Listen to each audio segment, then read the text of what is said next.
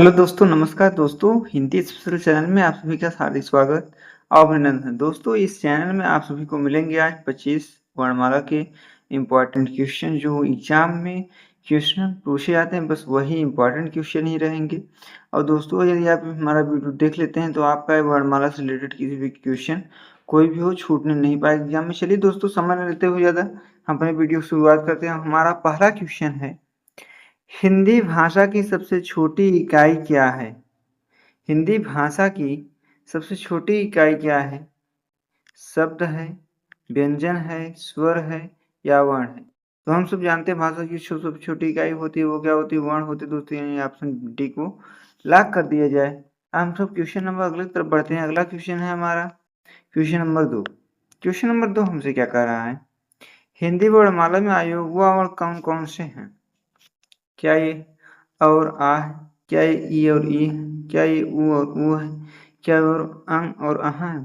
तो हम सब जानते हैं जो हिंदी में वर्णमाला में अयोगवाह वर्ण होते हैं वो अंग और अह होते हैं। नहीं, ऑप्शन डी को लॉक कर दिया जाए। हम क्वेश्चन नंबर आगे तरफ बढ़ते हैं। एक क्वेश्चन आप सब बताइए भाई कि अयोगवाह अंग और अह किसने कहा था? क्वेश्चन नंबर 3 क्या कह रहा है? ए ऐ वर्ण क्या कहलाते हैं? क्या ये नासिक हैं, मूर्धन्य है, ओष्ठ है या कंठ तालव्य है? तो हम सब जानते हैं दोस्तों ये सब क्या कहलाते हैं? ए और ए कंठ तालव्य। कंठोष्ठ क्या क्या कहा है? ओ और ओ। नासिक में क्या क्या आता है? गयड़न म।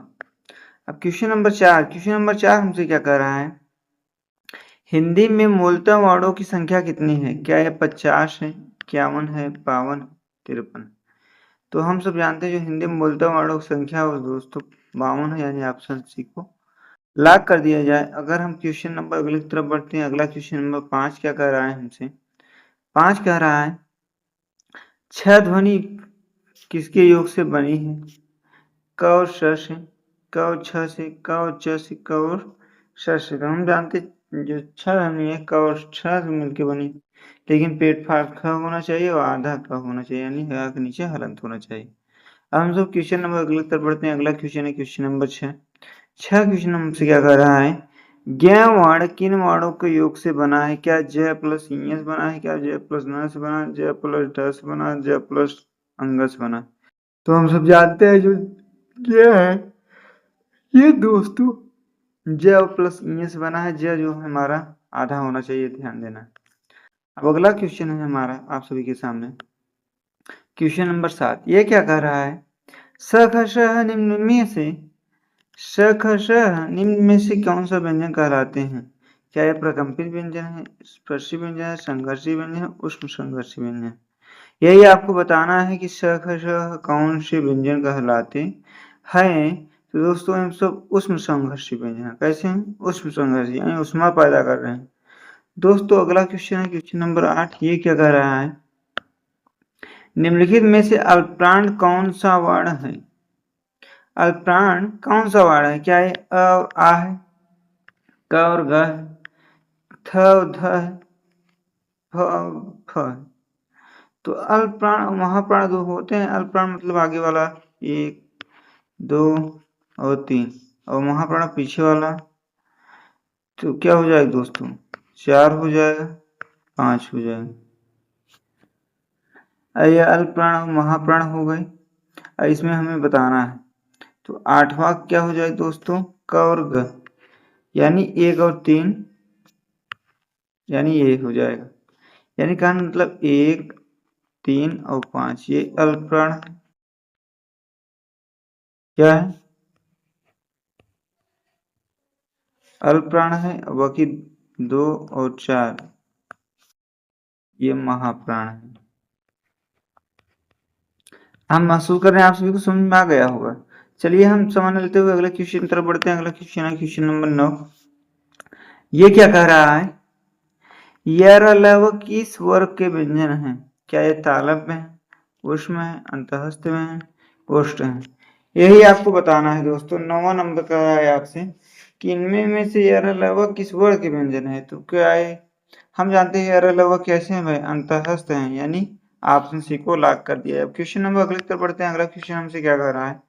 क्वेश्चन नंबर 10 ये कह रहा है कि अनुनासिक का संबंध किससे होता है?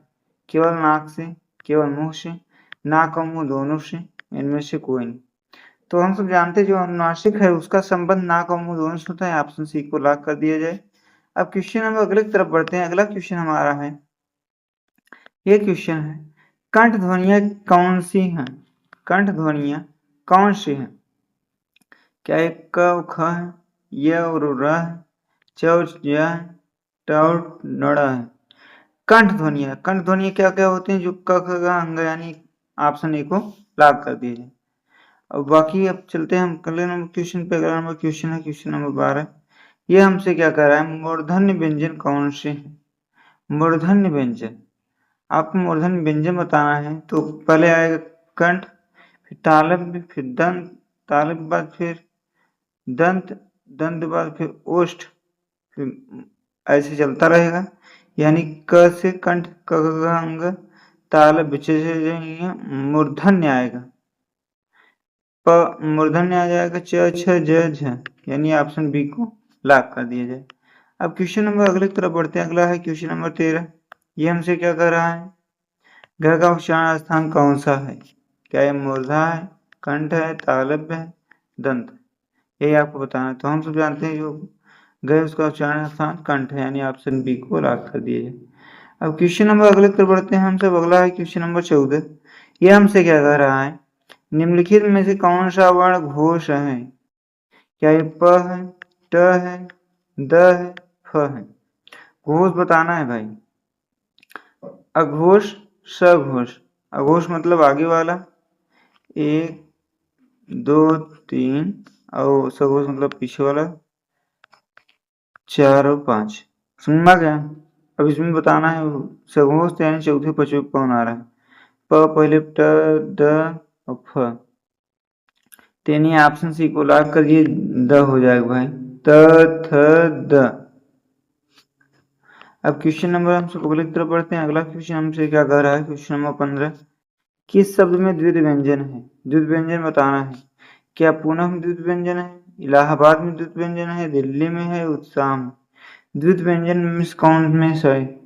ये क्वेश्चन बहुत ही इंपॉर्टेंट, बहुत बार एग्जाम में पूछा गया है। आप सब इसके कमेंट में उत्तर बताइए। हम वेट कर रहे हैं आपके उत्तर का। गिनती गिनते हैं हम 10 तक। 1 2 3 4 5 6 7 8 9 10। देखते हैं कितने लोग इसका सही जवाब दे लेते हैं। दोस्तों इसका उत्तर क्या हो जाएगा? डी। क्या हो जाएगा? सी, दिल्ली हो जाएगा भाई। अब क्वेश्चन नंबर अगले की तरफ हम सब पढ़ते हैं।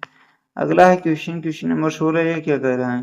हिंदी का शब्दकोश में छ का कर्ण के बाद आता है, क के बाद आता है, छ के बाद आता है, त के बाद आता है, ज्ञ के बाद?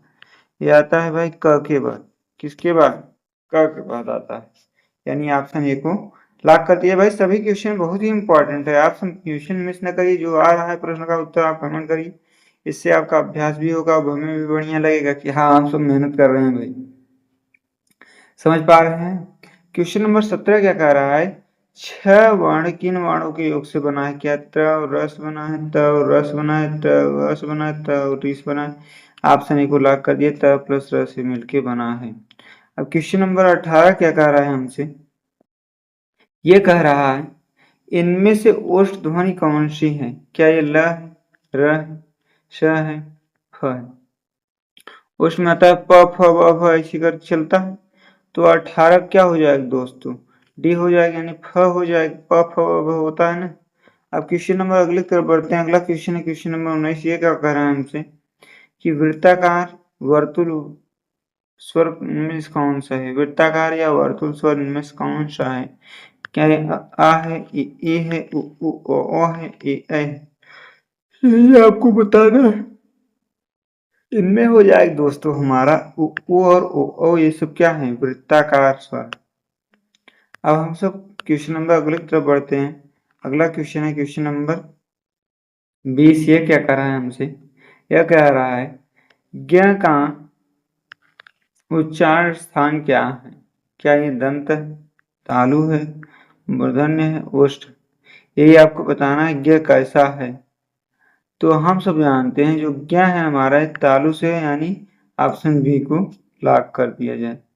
अब क्वेश्चन नंबर अगले तरफ हम सब बढ़ते हैं। अगला क्वेश्चन है क्वेश्चन नंबर 21। ये क्या कह रहा है हम आप सभी से? यह कह रहा है लुघ्घट व्यंजन या प्रकंपित व्यंजन कौन सा है? क्या यह, र, ल, व? क्या है भाई? तो हम सब जानते हैं र जो होता है वो हमारा कैसा व्यंजन होता है?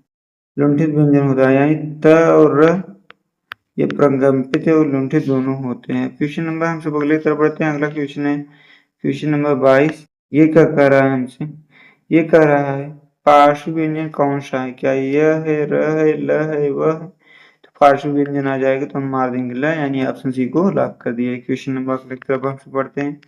अगला क्वेश्चन हम सभी से क्या कह रहा है कि ड और ढ को क्या कहा जाता है? क्या ये सजाती वर्ण है, विजाती वर्ण है, उत्क्षिप्त व्यंजन है, या इनमें से कोई नहीं है? ड और ढ कैसे व्यंजन है भाई? उत्क्षिप्त व्यंजन है, यानी ऑप्शन सी को लॉक कर दिया जाए। ये ड और ढ उत्क्षिप्त व्यंजन है, द्विगुण व्यंजन है, गौड़ व्यंजन है, इन्हें इस नाम से जाना जाता है। क्वेश्चन नंबर 24 हमसे क्या कह रहा है? ये कह रहा है भाषा के शुद्ध रूप का ज्ञान किससे होता है? लिपि से, व्याकरण से, लिखित भाषा से, इनमें से कोई नहीं। भाषा के शुद्ध रूप का ज्ञान किससे होता है? व्याकरण से, यानी ऑप्शन बी को लॉक कर दिया जाए। अब हम आप क्वेश्चन नंबर अगले तरफ बढ़ते हैं। अगला लास्ट क्वेश्चन है क्वेश्चन नंबर 25। 25 नंबर क्वेश्चन हमसे क्या कर रहा है कि हिंदी भाषा की किस लिपि में कौन सी है? हिंदी भाषा की लिपि कौन सी है? गुरुमुखी है, ब्राह्मी है, देवनागरी है, राष्ट्रीय है? तो आप सभी को बताना है दोस्तों। ये क्वेश्चन आप सभी के लिए हम होमवर्क देते हैं, आप सभी इसका उत्तर कमेंट बॉक्स में बताइए। हल करके या कहीं देख कर ही बताइए, लेकिन जरूर बताइए, आप सब कमेंट जरूर करें। फिर मिलते हैं अगले वीडियो में, तब तक के लिए जय हिंद, वंदे मातरम। दोस्तों यदि आप हमारे चैनल को नहीं सब्सक्राइब करो, सब्सक्राइब कर लो ऐसे ही मजेदार नए वीडियो को पाने के लिए। फिर मिलते हैं अगले में। Thank you. ठीक है।